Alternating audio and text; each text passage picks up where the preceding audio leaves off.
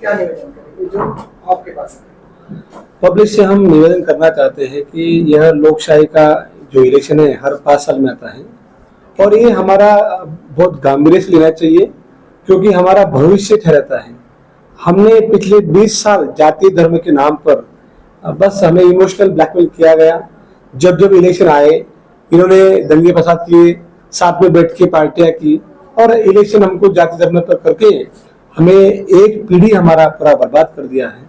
और मैं आप सभी को आह्वान करना चाहता हूं कि 13 मई को इस बार इलेक्शन में सबने ज्यादा से ज्यादा वोटिंग करना है और जो इंसान मोदी साहब को सपोर्ट करना है, उनकी जो विकास गंगा है अगर उसे यहाँ लाना है तो जो उनके साथ खड़ा रहने वाला है उसको वोटिंग करने के लिए बटन नंबर 21 जो रिमोट कंट्रोल है, यहाँ का विकास का रिमोट कंट्रोल, आप उसे 21st सेंचुरी का विकास का रिमोट कंट्रोल बता सकते हैं और उसको दबाकर यहाँ युवाओं का जिद करना है, विकास का जिद करना है। आने वाले दिनों में आपका कॉर्पोरेशन किस तरह का? देखो कंपटीशन यहाँ इम्तियाज भाई है कि उनका एक्विजिशन अच्छा है, बाकी दोनों का तो मेंबर ऑफ पार्लियामेंट ये लोगों को मानने ही नहीं है, जिनको यहाँ पर विधानसभा में क्वेश्चन उठाने नहीं आते, जिन्होंने 20 साल वहां पर रहे थे उनको वहां पर कुछ बोलने आता नहीं है और आता भी है तो खाली पानी रोकना आता है, विकास को रोकना आता है। इसलिए दोनों तो आउट ऑफ कॉम्पिटिशन है। रही बात इम्तियाज भाई की, तो उनका भी वोट अगर आप उनको वोट करते हो तो वो वोट विकास को नहीं जाएगा, वो वोट हैदराबाद की गुलामी को जाएगा। और आपको विकास के लिए करना है तो एक ही ऑप्शन अभी रहा है और वो विकास का बटन ही रहा है बस। अक्सर देखा जाता है कि लोग चुनकर आने के बाद अपने बातें भूल जाते हैं। आज एक माहौल औरंगाबाद का कि बातें तो बहुत होती है लेकिन एजुकेशन के ऊपर और मेडिकल सेक्शन के ऊपर कोई बात करने को तैयार होता नहीं है। नाली बनाना और रोड बनाना ये तो गवर्नमेंट के काम है। आप चुनकर आने के बाद गरीब जनता के लिए, आम नागरिक के लिए आप क्या काम करेंगे? सबसे इम्पोर्टेंट तो यही है कि जो भी यहाँ पर लिस्ट में खड़ा है हर किसी का उद्देश्य होता है। बाकी लोगों का पैसा कमाना, वो नाली रास्ते में से कुछ टक्केवारी लेना है और मेरा उद्देश्य है कि मेरे भाई जैसा मैं ग्रामीण से आता हूँ, कोई भी स्कूल यहाँ पर बंद होना नहीं चाहिए। यहाँ का मनपा का जो स्कूल का जो स्टैंडर्ड है जैसा दिल्ली में होता है वैसे यहाँ पर स्कूल अगर होती है तो मेरे आने वाली भविष्य की पीढ़ी यहाँ पर बदल सकती है। और जो भी यहाँ पर IIT IIM रहेगा और एम्स हॉस्पिटल रहेंगे, जैसे मेरे युवाओं को यहाँ पर शिक्षा मिलेगी और युवा यहाँ से जो छोड़ के जा रहे हैं, जो मुंबई पुणे हैदराबाद जा रहे हैं, उन्हें यहाँ पर अपने माता पिताजी के साथ रहकर यहाँ पर कमाई का सोर्स यहाँ हो सके, रोजगार हो सके। मेरी यहाँ बहनों के लिए इतना बड़ा पूरा शहर है, एक लैट्रिन तक नहीं है, एक सीधी बस नहीं है, यहाँ पर सेफ्टी नहीं है, ये छोटे छोटे जो व्यवसाय है उसके लिए यहाँ सुविधा नहीं है। यहाँ देखते हुए ऐसा होता है कि हम रहते कहाँ रह रहे हैं। जो शहर 1996 में एक पूरा एशिया में फास्टेस्ट ग्रोइंग शहर माना जाता था, आज वो कहीं ना कहीं बहुत पीछे रह चुका है।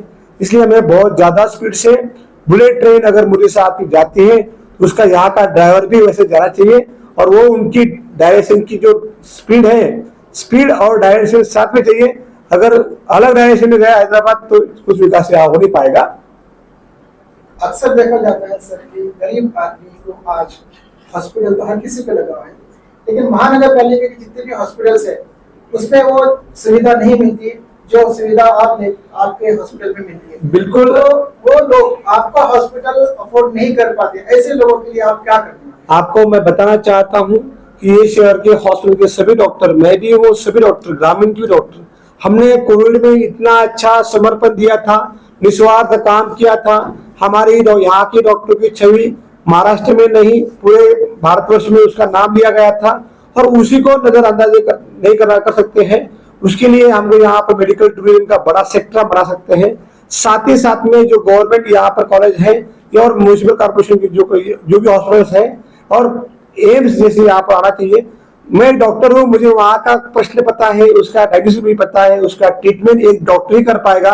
बाकी जब लोग आएगा तो वहाँ बिल्डिंग बांधेंगे, कुछ इंस्ट्रूमेंट लाके रखेंगे, उसका इस्तेमाल कैसे करना, लोगों के लिए मदद कैसे करना, उनकी भावना वो नहीं देंगी। मेरी भावना सेवा के लिए है और सेवा के लिए मैं समर्पित हूँ। एक सिंपल लाइन बोलता हूँ, विकास से सब लोगों का निस्वार्थ होना चाहिए। हम खुद का विकास करना चाहते हैं या लोगों का विकास करना चाहते हैं। आज मैं पढ़ा लिख कर सब लोग बोलते हैं अरे डॉक्टर इतना अच्छा है, क्यों पढ़ा हुआ भाई? मुझे समर्पित करना है मेरा एक ज्ञान जो मुझे मेरे लोगों के लिए काम आ सके। डॉक्टर बाबा साहब अम्बेडकर जी बोलते हैं कि आप पढ़ो लिखो और संघर्ष करने के लिए अपने सबको साथ लो, और अपना अगर ज्ञान उनको अगर यूज होता है तो हम भी परमात्मा के साथ जुड़ते हैं। ये मुझे पढ़ाया गया है, सिखाया गया, और उस जिला परिषद को आगे जाने के लिए प्रयास करूंगा। आज तो मार्केट के अंदर ये चर्चा चल रही है कि अगर बीजेपी अगर आती है तो हमारा संविधान पूरी तरह से खत्म हो जाएगा।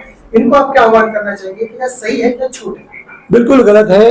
देखो, आदरणीय मोदी जी साहब ने बताया है, अमित भाई साहब ने भी बताया है कि यहाँ का संविधान जब तक ये है वो बदलेगा नहीं।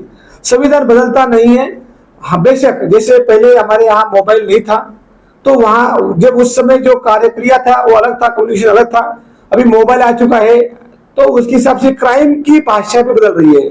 अगर जैसा समय जाता है उस हिसाब से क्राइम बदलता है, और अगर क्राइम बदलता है तो कहीं न कहीं नियमावली में समय के हिसाब से थोड़ा बहुत बदलाव होता है।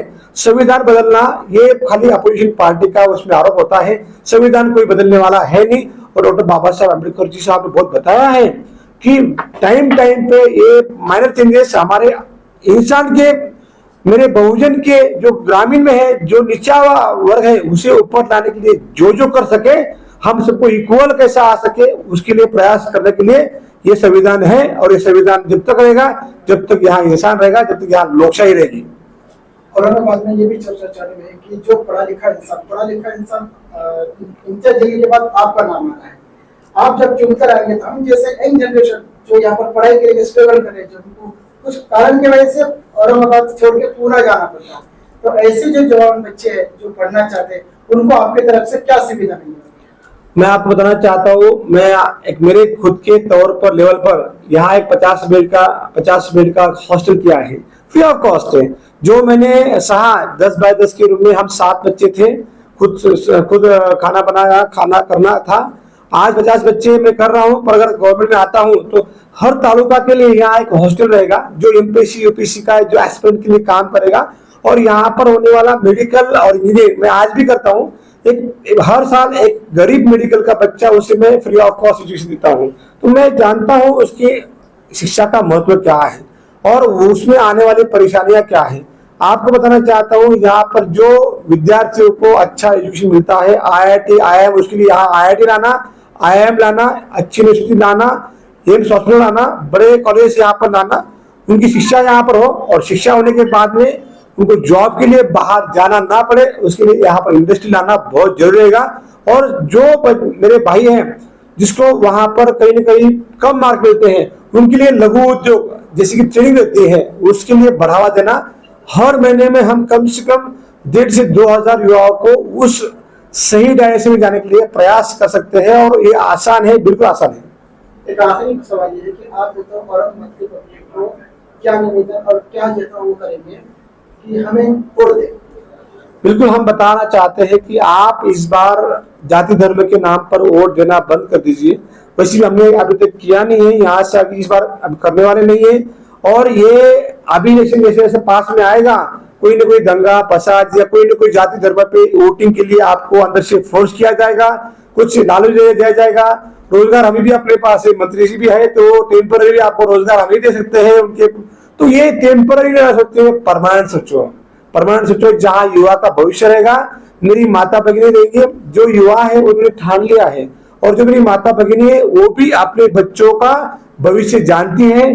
जो उनका भविष्य उज्जवल कर सके, ऐसे जीवन जी सके, ऐसे जीवन को अगर वोटिंग करना है तो आपको 21 नंबर, ये 21st सेंचुरी का 21 नंबर है, और रिमोट कंट्रोल विकास का है, इसको दबाना है।